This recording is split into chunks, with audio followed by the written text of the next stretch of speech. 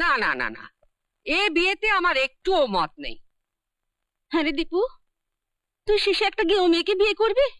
ইস, শোনা থেকে না আমার গাটা কেমন ঘিন ঘিন করছে। কেন? গায়ের মেয়ের অপরাধ কি? ঠিক ঠিক ঠিক।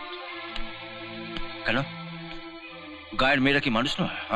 বড় খোকা, তুই সংসারের বুঝিস কি? সারাদিন তো অধ্যাপনা আর পড়াশোনা করে কাটিয়ে দিস, তারপরে এতখানি বয়স হলো, তবু বিয়েটাও তো করলি না। আমি সেই জন্যই তো বলছি, আমি বিয়ে করিনি বলেই তো দীপুর বিয়ে দিয়ে ঘরে বউ আনা দরকার। তুমি এই বিয়েতে বাধা দিও না। না, চালিয়ে যাও ব্রাদার, চালিয়ে যাও। চম্পা, চম্পা, চামেলি, কখন এসেছিস শ্বশুর বাড়ি থেকে? শ্বশুর বাড়ি নয়, জমের বাড়ি। বল কি ব্যাপার বলো তো, কেন এমন বলছো? তোমাদের সবার মুখই বা এমন থমথমে কেন? আমরা দিদির যৌতুকের পুরো টাকাটা দিতে পারিনি বলে ওরা দিদির গায়ে হাত তুলে সবটা পুষিয়ে নিয়েছে। সে কি? দোষ তো আমারই মা, অসহায় বাপের কথা রাখতে না পারার দোষ, মানুষকে বিশ্বাস করার দোষ, আর কিছু না দেখলে ভাগ্যের দোষ। ভগবান। কিন্তু চামেলির বর কোনো প্রতিবাদ করেনি এর জন্য? করেছে, বলেছে তোমাকে ঠিক যেমন ভাবে সাজিয়ে নিয়ে এসেছিলাম ঠিক ঠিক অমনি করে তোমাকে সাজিয়ে পাঠিয়ে দেবো শ্মশানে। পালিয়ে না এলে হয়তো তাই করতো। তার কিছুটা নোংরা রেখে দিয়েছে আমার পিঠে। এই দেখো।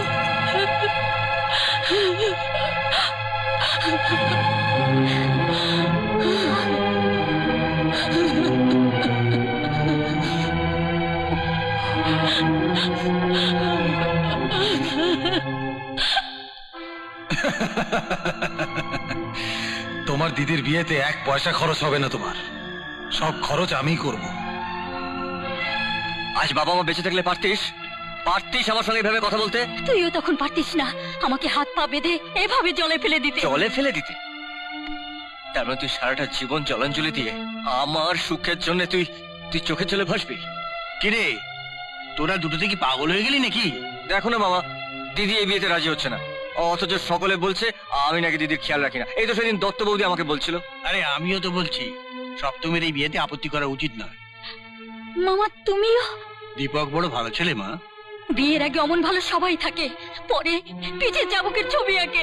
আরে সবাই একরকম হয় না রে দিদি, দেখবি ওই দীপকটা তোকে না খুব সুখে রাখবে। কিন্তু তোর খেলার সাথী, খেলনা পাতি সবই তো আমি চলে গেলে তুই থাকবি কি নিয়ে? হাত পুড়িয়ে রান্না করে খাবি কি করে? আরে তুই বোকা, সেদিন তো আমি স্বাধীনভাবে সুখে থাকবো, আমাকে শাসন করার কেউ থাকবে না। এই সুযোগ হাতছাড়া করলে অমন ছেলে আর পাবি না। রাজি হয়ে যা মা, রাজি হয়ে যা। হ্যাঁ, মেয়েদের জীবনটাই এরকম, এক বাগানে চারা আর এক বাগানে ফল দেয়, কিন্তু শেকড়ে মাটির গন্ধটা 2 জায়গাতেই থাকে। আপনই থাকে মা, আপনই থাকে। বাবা যা মা যা, বধূর সাজে সেজে আর এক সাজ করে যা।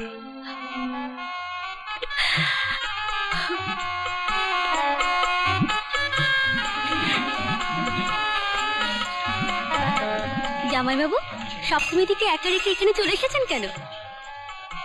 আসুন আসুন, আপনি দেখেছেন। এই পঞ্চম, এই আমার ড্রেসটা ঠিক হয়েছে? খুব সুন্দর দেখাচ্ছে, খুব সুন্দর। যা, অমন করে বলিস না। উমা, এই বড়ি বাড়ি সুন্দর সুন্দর মেয়েরা যাচ্ছে, আমার লজ্জা করে না বুঝি? আসুন আসুন, আপনি তো বরের বাড়ির লোক। আপনাদের যে বর না, আমার দূর সম্পর্কের ননদের আপন বিস্তুত ভাই। দেখি আয়া, এই আমার মেয়েটি, মানে রেশমি, এই যে বিয়ের জন্য পাত্র খুঁজছি। দেখুন না, এই বিয়ে বাড়িতে কাউকে পছন্দ হয় কিনা, তাহলে তো ভালোই হবে। রথ দেখা কলা বেচা তুই হয়ে যাবে। সবই অদৃষ্ট ভাই। আর না টিভি দেখি আমাদের লোকজন সব কোথায়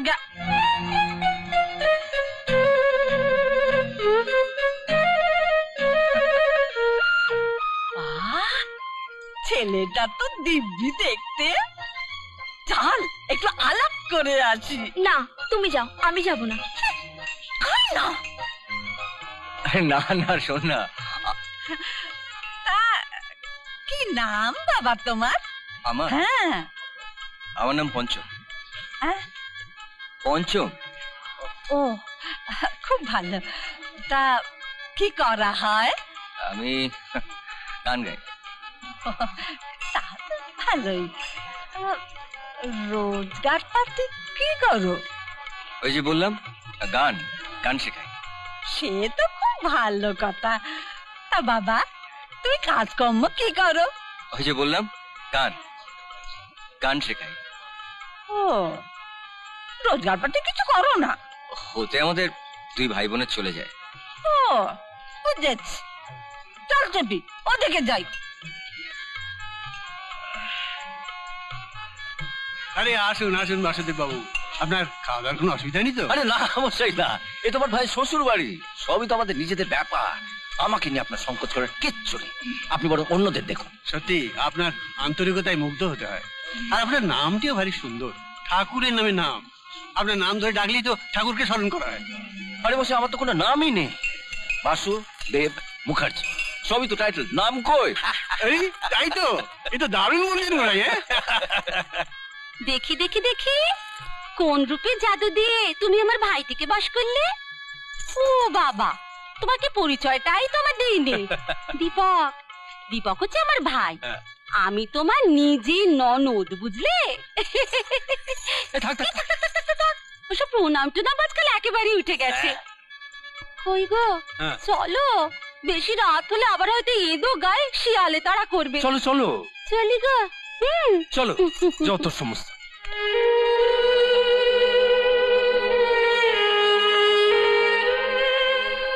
যা পড়েছে রবি, এই লুচি ঝুড়িটা একটু খাবারের দিকে দিয়ে, হ্যাঁ একটু লক্ষ্য রাখিস ওদিকটা। ঠিক আছে।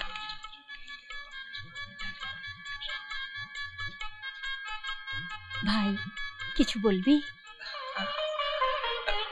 না না না, এমনি কিছু একটা নিতে এলাম। পঞ্চম,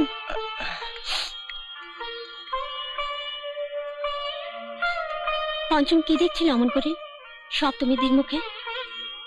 কই কিছু না তো। আমাকে তুমি ফাঁকি দিতে পারবে না, সপ্তমীদি চলে যাবে বলে খুব কষ্ট হচ্ছে না?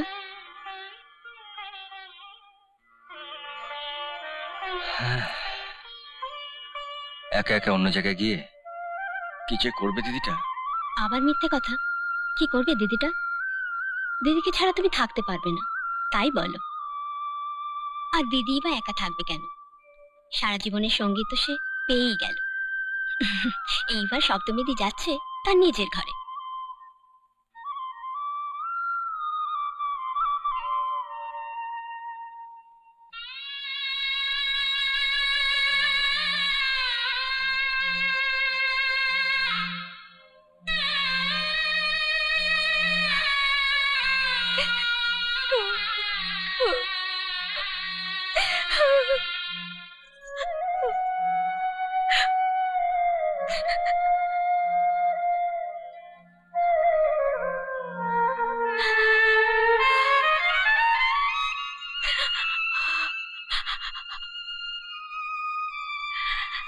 ভাই,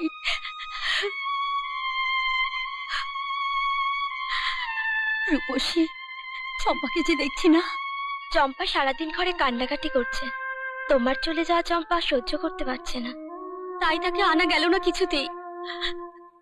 চম্পাকে বলিস পঞ্চমকে আমি ওর হাতে দিয়ে গেলাম। এবার চল মা, শুভ সময়ের বেশি বাকি নেই। তাছাড়া আমরা তো কাল যাচ্ছি তোর শ্বশুর বাড়ি ফুলসজ্জের তত্ত্ব নিয়ে। হ্যাঁ, কালকে বউ ভাত আসবেন আপনারা সবাই। এসো সপ্তমী। ভাই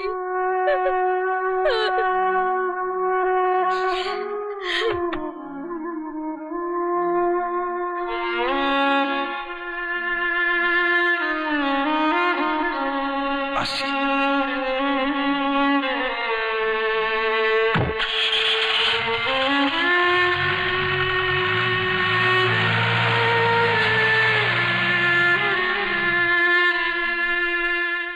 এমন আরো অনেক ভিডিও দেখতে এই চ্যানেলটি সাবস্ক্রাইব করে নিন এবং পাশের বেল আইকনটি প্রেস করে দিন।